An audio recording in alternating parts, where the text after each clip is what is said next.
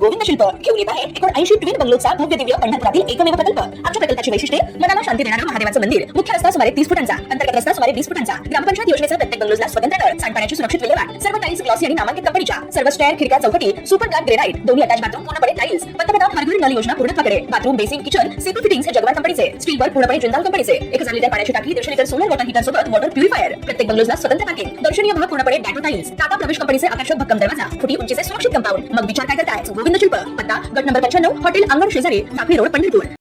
राज्यात महापालिका निवडणुकांचा धुळा उडताच भाजपने शरद पवारांच्या राष्ट्रवादीला जबरी धक्का दिलाय। पुण्यातील वडगाव शेरीचे आमदार बापू पठारे यांचा मुलगा भाजपच्या गळाला लागलाय। आज बापू पठारे यांचा मुलगा सुरेंद्र पठारे यांच्यासह 22 माजी नगरसेवक पदाधिकारी भाजपात प्रवेश करणार आहेत।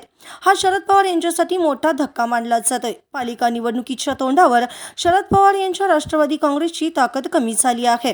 राष्ट्रवादी काँग्रेस शरदचंद्र पवार पक्षाचे वडगाव शेरी विधानसभेचे आमदार बापू पठारे यांचे चिरंजीव सुरेंद्र पठारे, माजी नगरसेवक विकास दांगट तसेच माजी नगरसेवक बाळा धनकवडे, माजी नगरसेविका सायली वांजळे, माजी नगरसेविका रोहिणी चिमटे तसेच राष्ट्रवादी काँग्रेसचे शहर उपाध्यक्ष नारायण गलांडे यांच्यासह काँग्रेस राष्ट्रवादी काँग्रेस व इतर पक्षातील 22 माजी नगरसेवक पदाधिकाऱ्यांचा आज भारतीय जनता पक्षात प्रवेश होणार आहे।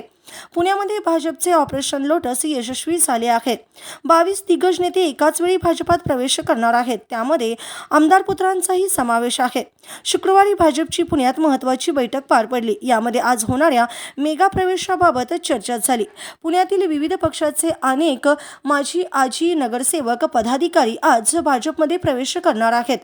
मुंबईत भाजपचे प्रदेशाध्यक्ष रवींद्र चव्हाण यांच्या उपस्थितीत प्रवेश होणार आहे।